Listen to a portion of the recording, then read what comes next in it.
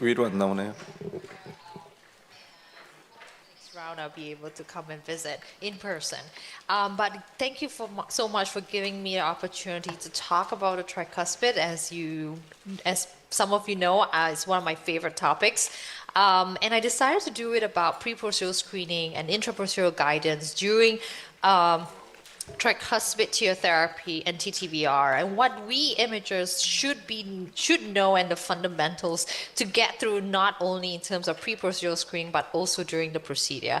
And certainly, as you know, T-tier and TTVR, the Evoke and TriCast commercial here in the US, and certainly learn a lot, and would love to share some roots and thoughts on what we have learned, and hopefully, we are all able to learn from this really hard. One of the not, now is not a forgotten valve, right? It used to be a forgotten valve, but right now, it is challenging in terms of imaging.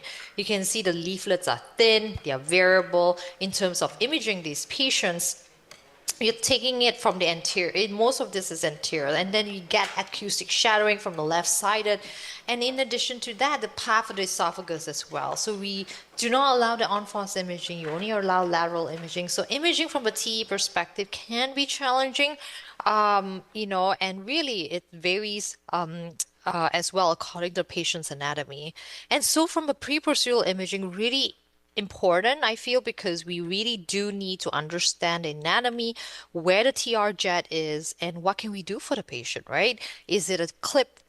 Is it a T-tier, or is it a replacement technology, or surgery, or just medical therapy?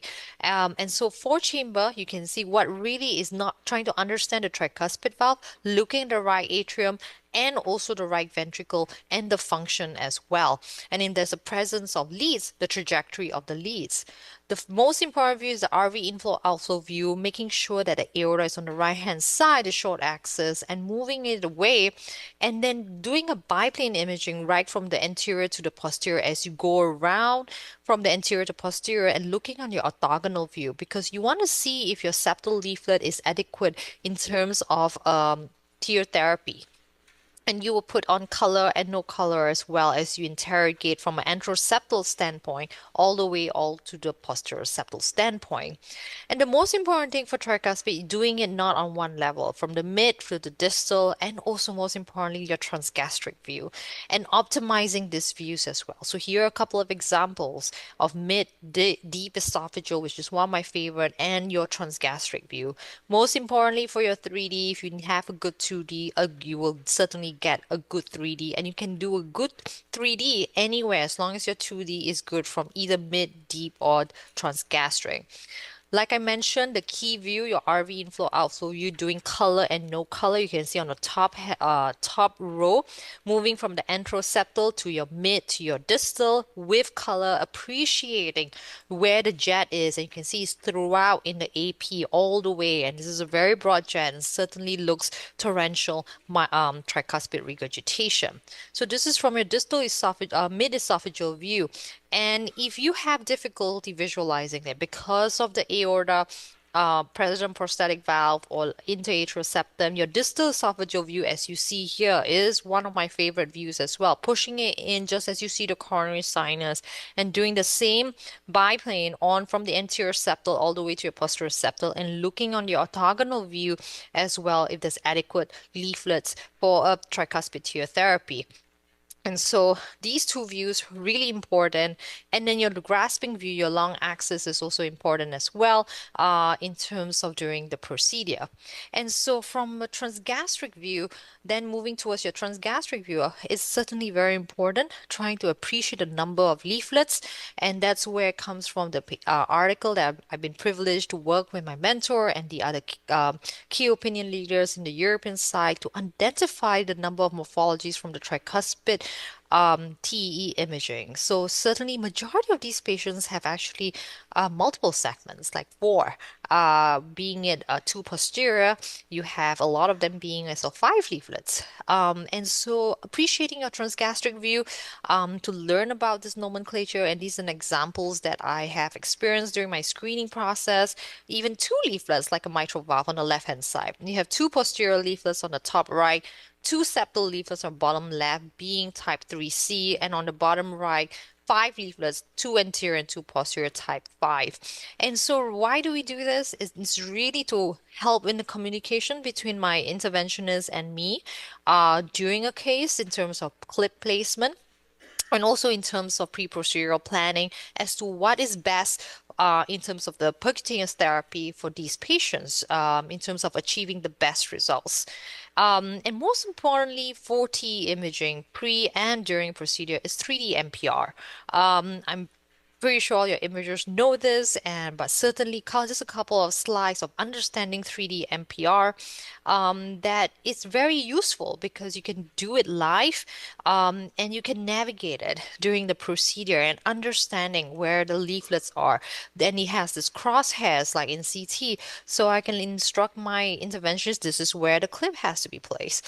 And in terms of grasping the leaflets, and all 3D MPR has certainly revolutionized not only the mitral, but certainly in terms of the tricuspid. And so these are a couple of steps, slides in terms of workflow processors on the Epic machine, which we use a lot here. And in terms of rotating the RGB plane, the crosshairs, and understanding where is it for the target lesion. And so for tricuspid tear therapy, certainly, the New England Journal paper from the Triluminate pivotal trial from my colleague Dr. Raja and a lot of the KOLs, certainly privileged to be on it. It has really revolutionized how we treat tricuspid. And here you can see specifically designed for the TR. It has your SL movement, unlike in your mitral clip in terms of steering down into the tricuspid valve and flexing to the tricuspid valve and the height management. And in terms of the physiological remodeling that we see with the TriClip from the sub-study, courtesy of Joao Cavalcante here and his sub-study looking at cardiac MR of these patients. These patients have the RV volume reduction. And then with that, you translate with increase of RV stroke volume, and you have the effective RV ejection fraction with an improvement of it. So that was your physiological remodeling that we see on the right-hand side, and that is translated to your improvement in KCQ score. But certainly from in terms of during their panel discussion with the FDA and certainly more insights, that certainly there's a learning curve, when you think about it. And really, as they go into the details of the pivotal trial, certainly those patients, those sites who are has a higher volume, you can see if you look at these patients with more than 10 patients enrolled on the right-hand side, you see an improvement in terms of death, tricuspid valve surgery, heart failure hospitalization, and certainly in terms of quality of care, KCQ score. So really in terms of this therapy, and certainly I was privileged being reading all the echoes for the trial, but in terms of performing it, I was privileged to do the last Triluminate from the continued access on April, and just 2 days later, the first commercial case in Minneapolis here. So certainly couldn't have done it without my team, and kudos to them. And and my take on this on imaging in terms, I think of it as the big five for success. It really takes me back to my safari trip in Africa. And why do I say it? If you think of it, you look at gaps when you're screening. Is it big or is it small? 7 to 10 millimeters is moderate. You look at anatomy in your TE, the leaflets, the leaflet length, the mobility, the coaptation planes, presence of leads, imaging, and also others as well, the RV, the pulmonary vasculature, and presence or absence of left-sided heart disease. And the mnemonic that I use a lot is Galileo. And I teach my fellows, and just think of these five when you're imaging a tricuspid TR, TE screening. And so to better understand what therapy best for this patient. So here you can see a baseline TE of a patient of ours, similar RV inflow outflow view. You can see that certainly there's torrential TR as I move from the anterior to the posterior, with majority of the jet being central anteroseptal and central posteroseptal. The gaps are not very large. Here you can see the gaps here are just 8 to 9 millimeters. So certainly adequate enough. In transgastric view, you can see is quadricuspid with two posterior leaflets, type 3B, certainly amenable to tricuspid tear therapy. We do a lot of quantitation. So here you can see the 3D VCA on average across a systolic cycle is 0.98 centimeters square. Certainly you can see here the starburst shape. So amenable, we proceeded with the tri-clip. We do a lot of live 3D and 3D MPR during the procedures. As you know, my colleague plus the delivery catheter in, and you can see on the right hand side using 3D MPR to allow them to understand the trajectory and where I want them to be, and so they be able to manipulate the delivery system, the trajectory of it, and the orientation right on the 3D MPR above the target zone in the anteroseptal here. So I literally place where I want them to go. They come to me, go under the valve, just follow the lines, and then moving on to transgastric on the right hand side. And transgastric is very helpful. You can see I just needed him to go a little bit more anterior as he migrates the system down anteriorly. And once he opened up, the orientation is great in the transgastric. You can see on the left hand side, moving to the grasping view, really the leaflets were in place, and you can see the middle zone grasping the leaflets, and then on the right hand side grasping it in your distal esophageal view. And you can see as we tighten it, both the septal and the lateral leaflets here in my arrow here, certainly as in the mid-anteroseptal, you can see on the images here, certainly you can see a good reduction of your anteroseptal here. And then from there, certainly we release it. You can see here monitoring it to make sure. And once it's released, you can see that the clip is stable, is well seated. And then we assess whether we need a second one. And based on the images before, certainly we would like to put posterior to it. As you can see here on the left-hand side, there's my arrow in the RV inflow outflow view. You can see here on the transgastric view in terms of planning where we should be. Certainly we're thinking just adjacent to that first clip to close off the gap. And that's where we aim for. So that was the plan, right adjacent to the first clip to bring the septal leaflet in.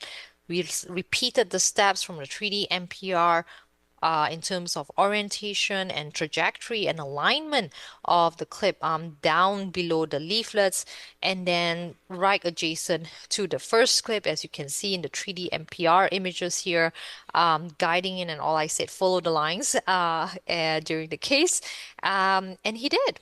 And then moving to the transgastric view as well. So you can see in the transgastric view on both the left-hand side image and the middle image, as he opened the clip, really orienting down first as he opened the clip, grasping it, and you can see the middle image. You can see the two leaflets really falling into the clip already. And that's how I knew. I think this is one of my new interventionists who this is probably his first or second case. And then on the right hand side, grasping the leaflets right there and there in your grasping view. And this is your presence of your second clip right here in terms of the imaging. Both on the right hand side, you can see the two leaflets, the septal and the lateral, falling into the middle of the clip. So you know you had a very good grasp, and use two confirmatory views to confirm that. And then finally, we release it, and you can see the residual TR. You can see absolutely trace TR, and in terms of transgastric view, really have close off the very small gap and certainly achieve very good results just with 2 XTW right down in the anteroseptal. And here's the final results in the terms of the 3D and 3D color as well, and your transgastric view as well. And so the success for TriClip, I think as an imager, number one, doing quantitative assessment, so pre and post would be really nice to achieve that more than 2 grade reduction, will be really, really helpful in terms of RV reverse remodeling as well. The presentation that I just did from the trial. And then pre-procedural planning in terms of thinking of Galio, making sure to see whether the patient is suitable for a tri-clip or a replacement technology, and then using key techniques to really optimize success. And then most importantly, during procedure, taking your time, patience, precision, and being just meticulous. And in addition, using advanced imaging modalities such as 3D eyes, which I'll talk to you about right here.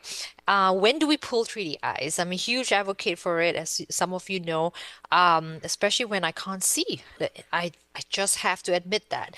And that's because there's left-sided prosthesis, the horizontal heart, there's leads, the lipomatous septum, and or the patient has contraindication to TE. And really, we need to be sure if we grasp the leaflets.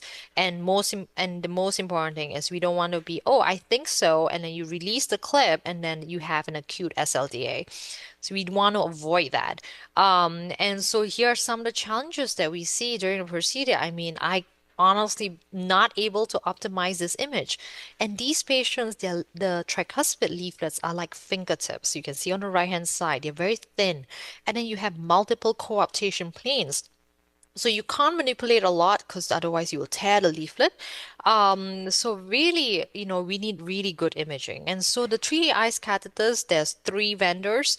I've tried all of it, but at Philips, if we've been using it a lot, but certainly the other two just as good as well.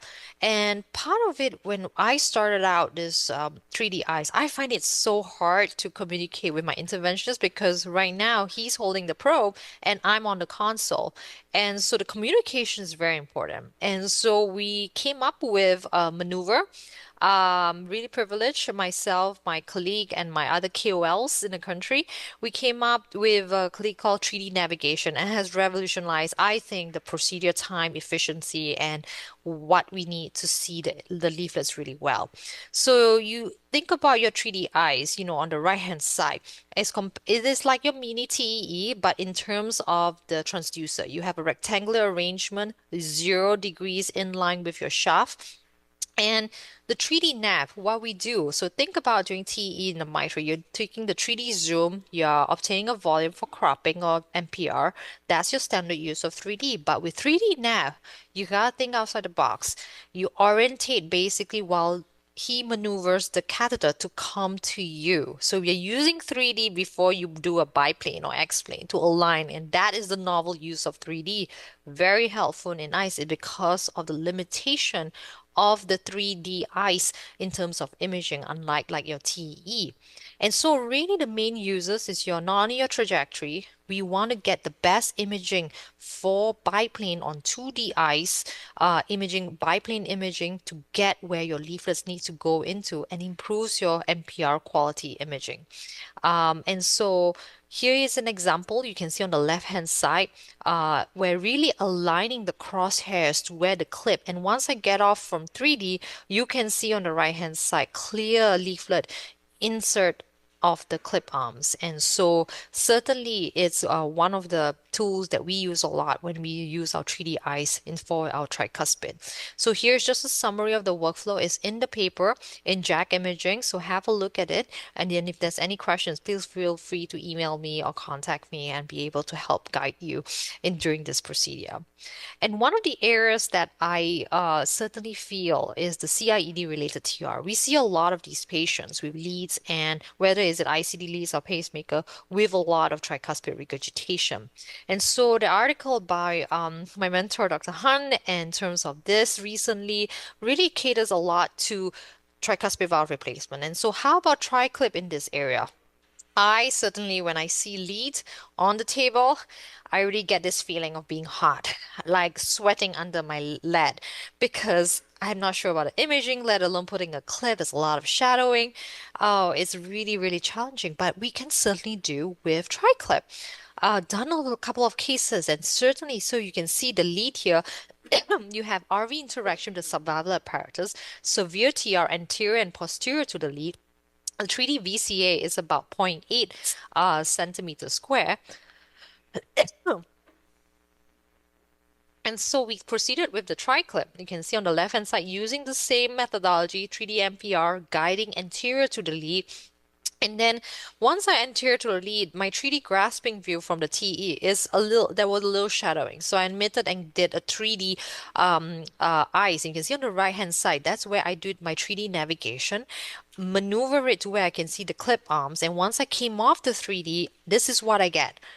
With that 3D navigation, clear visualization of the clip and the leaflets into the clip arms. And you can see here, grasping of the leaflets, that's where the jet is. And you can see on the right hand side, grasping with very good confidence that that's what I got in terms of leaflets. That's what we need with 3D eyes, navigation, and with good imaging. And so with just one clip, just that you can see here, we got down to trace residual TR of 3D VCA of like 12 millimeters square from severe. That was like more than 3 gauge. And so certainly doable. You have to use adjunct imaging modalities and couple of ice catheters maneuvers that we did. We did an ice bend to see the device better. This you can see on the right hand side, an alignment. You can see the TE and the eyes and the device right there. And we also manipulate the lead to move it to the side. So this is a patient that we use an Oscar. We manipulate the lead all the way to the septal leaflet, and you can see this is for positioning for one of our new TTVRs replacement technology. So the lead has to be moved to the septum, but certainly doable both on echo and fluoro as well to manipulate this lead. But the most important thing is really treating what we call treatable gaps. So this is an example, horizontal heart. You can see anterior to it, we place a clip and we got down to trace tricuspid regurgitation. So there's another case. You can see 77-year-old female. You can see the lead very mobile. There's a slag there, and you can see the transgastric view. And so what we did for this patient, we used the Agilis catheter, maneuver the lead away from the away. And so in terms of placement, you can see on echo before and after moving the lead. So you can see the lead tuck away in the posteroseptal, coming down with the triclip anterior to it. And with that, placing just one XTW, you can see that with good imaging on the TE. This one we didn't need eyes, and then we decided to put a second XTW. So certainly you can see the Agilis is still hanging on to the RV lead. We place another one just posterior to the first clip. And so final images with 3D eyes, you can see here with TE and on the fluoro as well. Very good imaging, very good outcome just with 2 XTW for this CIED related TR. So it's not a second case. And so the key points, look for treatable gaps, steerable catheters to treat these gaps, and then choosing the access point depending on which desired location and using all modality besides TEE, including 3D eyes in terms you can't see. And last but not least, in terms of replacement technology. So there are challenges. Evoke has been commercial in terms of TTVR challenges. You have a large annular perimeter, the distance to the RV free wall, and the other thing is potential conduction disturbances.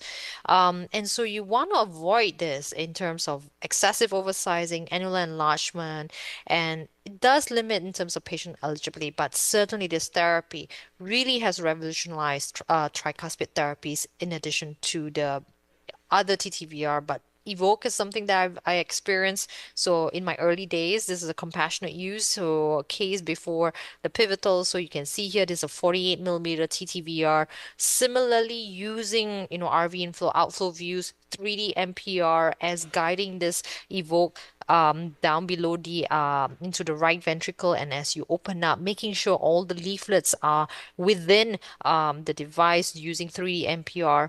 And you can see here with multiplanar reconstruct as you open it, once you confirm it on fluoro and echocardiography, the device you can see on the bottom row, the device is deployed with, you can see on the right hand side, very good outcomes. There's no paravalvular leak and very mild transvalvular or trace in the center. So here are just a couple of images you can see of the Evoke device.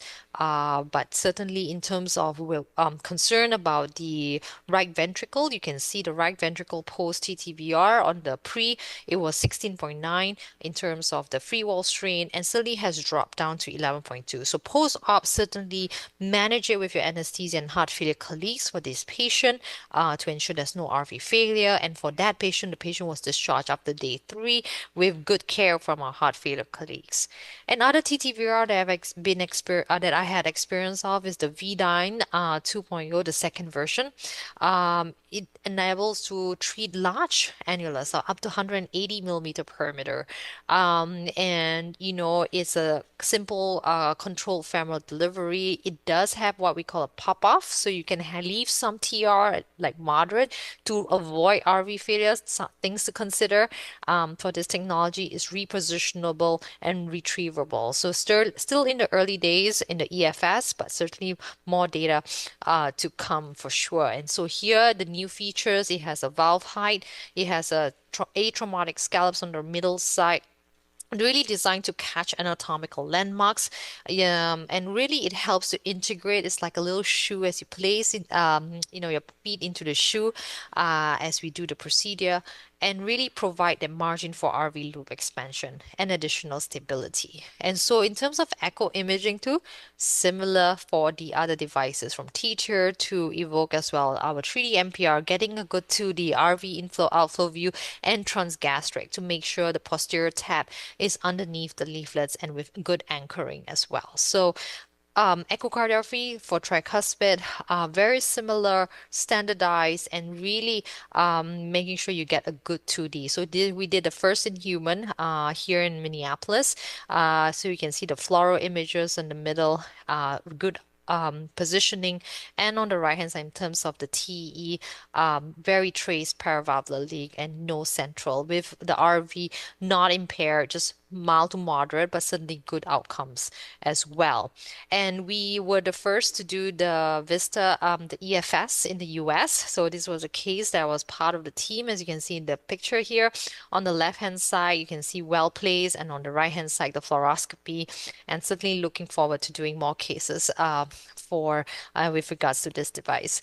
And so the tricuspid overall, the key points for us imagers is really accurate diagnosis, screening, quantitative assessment. As you know by now, I love my quantitative assessment. Thinking pre-procedurally, think of Galileo. Using advanced imaging modalities, CT, MRI, intraprocedurally 3D eyes certainly has revolutionized how we do intraprocedural imaging.